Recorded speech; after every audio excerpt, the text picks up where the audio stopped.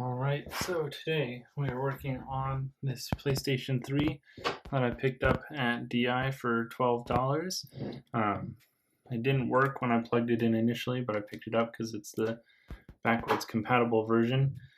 Took it home. The warranty sticker on the end here had not been taken off yet, which is a good sign. So I figured I'd take it apart, clean it, replace the thermal paste, that sort of thing, try it out.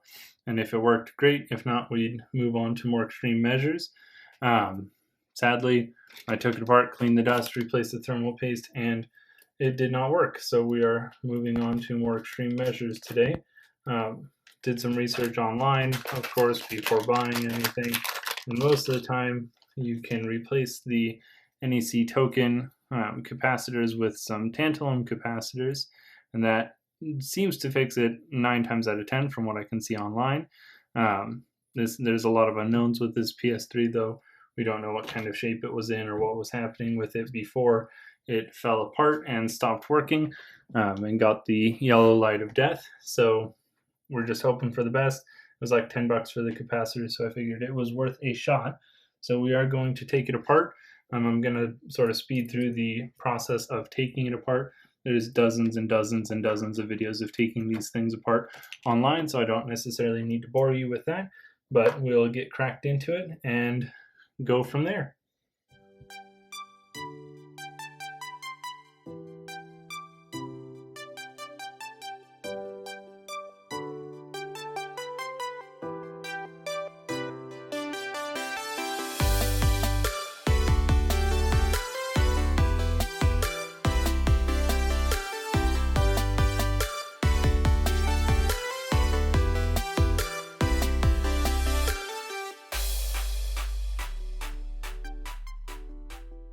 So with any luck, we can just pop this off here. Might need to take it out of the PS3, but I'm hoping not. It looks like we got it out. Sort of hinges out on this back side. And these are the offending chips that we are going to attempt to essentially break off. Everywhere that I can see online, there's just not a good, clean way to get them off. So as painful as it is to watch, I am, of course, going to more or less just stick a thin screwdriver under here if I can get one that fits, and we're going to try to pop these off. If needed, I'm going to take some heat to them, but it looks like they are coming off pretty easy here.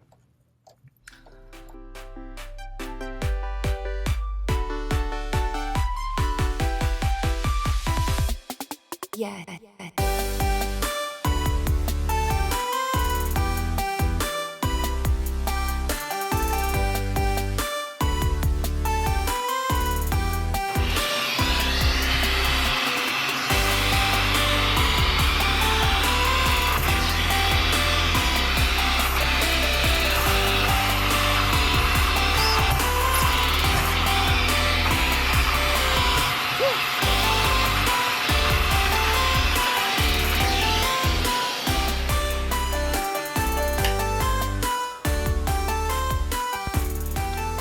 Alright, so we're gonna be cleaning up the pads here.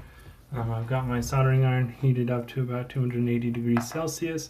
I'm gonna start by putting some flux on here, and then hopefully picking up any pieces and things that are left, and then we'll try tinning up these pads a bit, and then go from there.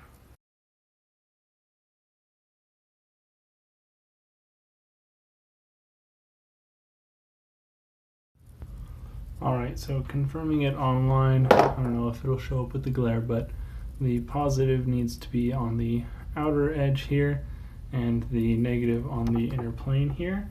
So that means that, let's just pop some of these out here.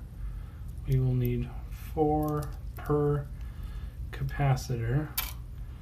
So we will want to orientate them so that it is something like that for each. I'm thinking I might actually do what my mate Vince did in a video where he repaired the yellow light of death. And that was scrape away some of the mask here, just to make it a little easier to solder them down. But we will give it a shot here and just see how it goes.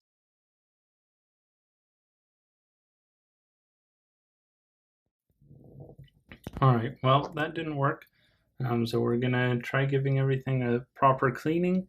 I found my solder wick so that we can properly clean off all the pads, and I think we're also gonna take off the neighboring NEC Tokin chips, just for good measure. So let's get working on getting these removed so that we can hopefully do a better job second time around.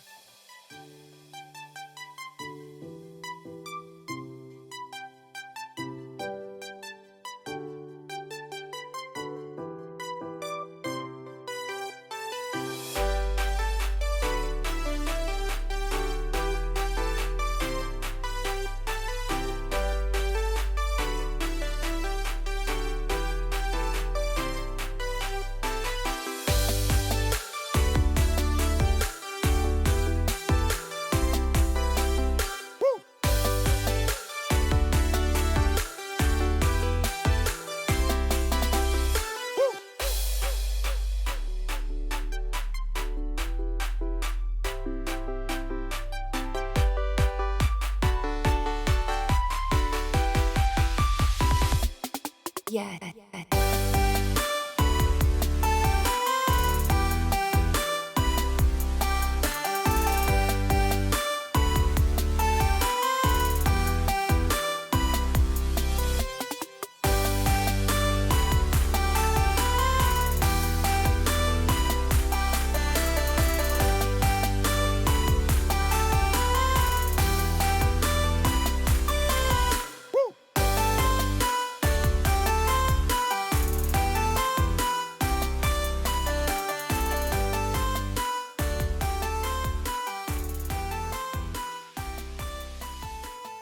Alright, looks like it cut out there for a bit, but in short, we cleaned up this section, redid them so that they're more flush, and then these ones I did way more organized. I kind of wish I would have started out doing that over here, but it is what it is. So at this point, we're going to try putting it all back together and try it again. Hopefully it works this time around. Alright, it is in theory plugged in enough to turn on, so let's turn the power on. We've got a light here, which is good.